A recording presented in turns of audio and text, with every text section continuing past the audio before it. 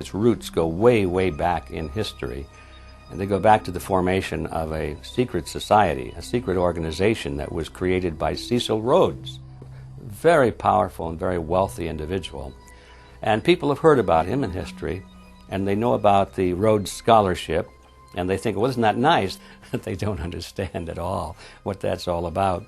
Cecil Rhodes, when he died, left his great fortune not to his family, not to his heirs, but for the creation of a secret society. And we know about this because there were some people very intimately involved with this organization who wrote about it. One of the best authors on this topic is Professor Carroll Quigley. He wrote several books, and Tragedy and Hope is the best known of his. He described in detail this secret organization created by Cecil Rhodes, and he explains in these books he knows about them because he was invited by the organization into its inner circle. He was never a member of it, but he was invited in as their historian, and he was allowed to see their secret records and papers and study them for several years. And he knew all the important players, and he understood what it was about, and so he wrote these books.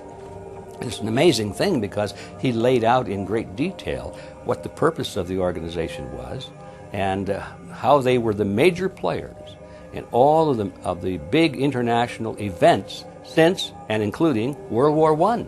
The bottom line is that you take the roots of that organization and you find out that they created in all of the British dependencies what they call roundtable groups. And then around those little roundtable groups, they created front groups. And the purpose of these front groups and roundtable groups was to penetrate into the governments of all of these different countries, to penetrate into the media centers, to penetrate into the educational systems. In other words, to penetrate into the social fabric, the power centers of society, and literally take them over from the inside without anybody being aware that they were controlling influence. Wilson was aware of the elite and their control over society. In his book, The New Freedom, published in 1913, he discussed such a group. Since I entered politics, I have chiefly had men's views confided to me privately. Some of the biggest men in the United States, in the field of commerce and manufacture, are afraid of something. They know that there is a power somewhere so organized, so subtle, so watchful, so interlocked, so complete, so pervasive, that they better not speak above their breath when they speak in condemnation of it. Ultimately, this insight did not spare him from becoming yet another puppet of the global elite. In all of the British dependencies, these organizations, the front groups, were called the Royal Institute for International Affairs. In the United States, they chose a different name.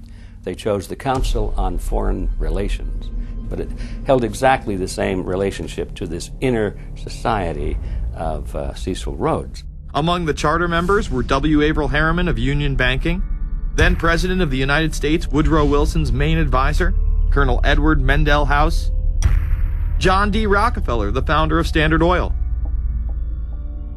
banking mogul J.P. Morgan, and prominent bankster Paul Warburg. Well, the Council on Foreign Relations exists today. It's probably the most powerful single organization in America. Many observers, including myself, believe that it is the hidden government of the United States. These people are not elected to office, and most Americans don't even know who they are.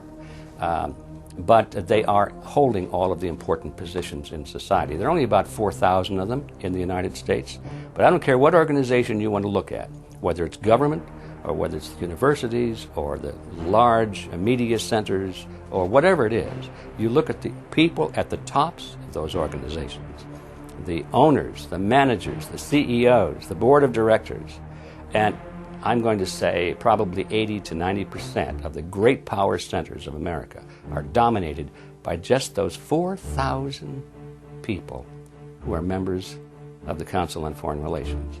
Throughout its history, it would contain extremely influential and powerful individuals in finance, business, media, and politics. Former presidents of the United States include Richard Nixon, Gerald Ford, Jimmy Carter, and William Jefferson Clinton. Currently, Barack Obama claims not to be a member, but has spoken in front of the Council and has had his writings published in the Council's magazine, foreign affairs. It's been reported that you and your wife are in the globalist CFR, which is a Council on Foreign Relations. I'd like to know if that is true. Well, first of all, I'm not the Council on Foreign Relations. I don't know if I'm a official member. I've spoken there before. It basically is just a forum where a bunch of people talk about foreign policy, and so there's nothing. There's no official membership. I don't have a card or, a special handshake or anything like that. Now, why is that important? It's important because the avowed purpose of the Council on Foreign Relations is to create a new world order, a global government based on the model of collectivism.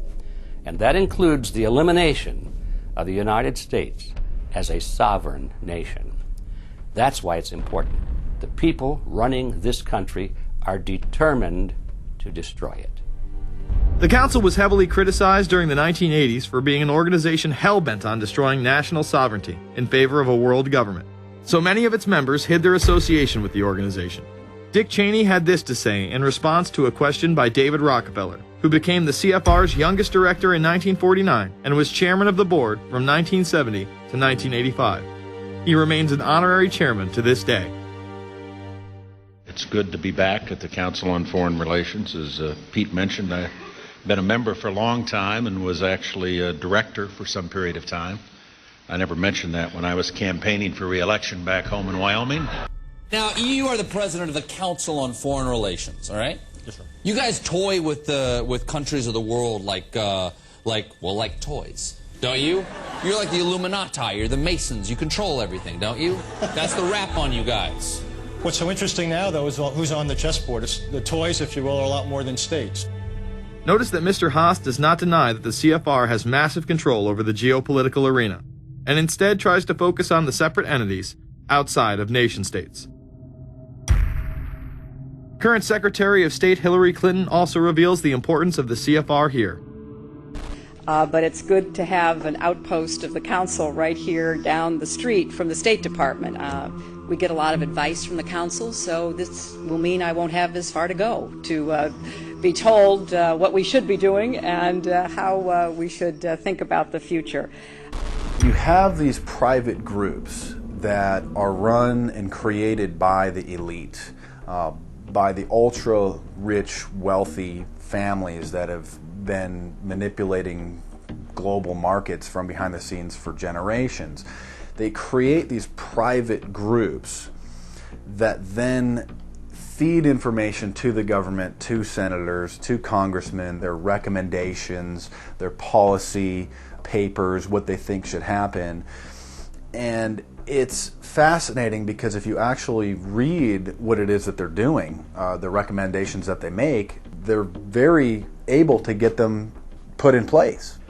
Discussions that are going on in these private groups are really talks that should be going on in Senate committees and in the halls of Congress, but they're happening with these ultra-elite groups that are then pushing their propaganda into the political mainstream, and then it's becoming enacted, it's becoming put into law. Still not convinced the CFR is promoting a new world order? Listen to what Leslie Gelb had to say upon leaving the New York Times to chair the organization as its president in 1993. I loved it. Doing a column is a great job. I'm going to an equally great but different job, and in a way a job that caps everything I've been doing in my life, in government, in academia, and in journalism. I think that's what the Council on Foreign Relations will allow me to do.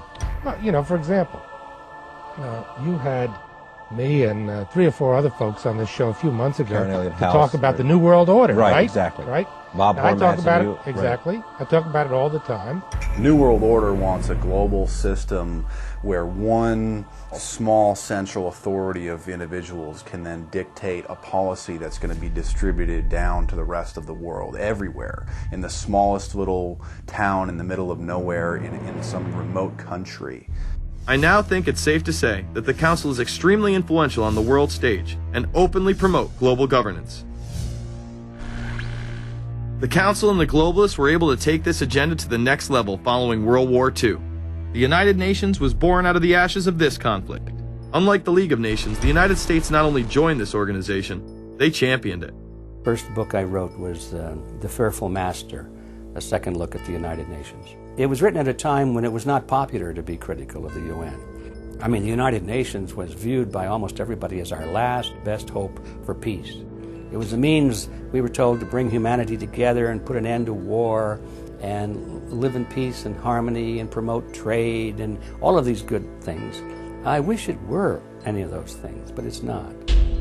The original charter for the United Nations was drafted in San Francisco in 1945, and the United States became a permanent member of the Security Council, along with France, the United Kingdom, the Soviet Union, and the Republic of China. The process by which other nations' belief systems could be used to erode and eviscerate our Constitution and Bill of Rights had taken a giant leap forward. The United Nations is one of the most well-known sort of globalization attempts. Its primary goal is to streamline all the governments of the world, to create a global council and to unify all the rules and all the regulations for the world. So it's essentially the precursor and an engine of this new world order. The United Nations is made up of all of the countries of the world, most of which are dictatorships of one kind or another. And you don't take a bunch of dictatorships and put them into a bag and shake it up and come out with a freedom-loving governmental unit. You come out with a global dictatorship.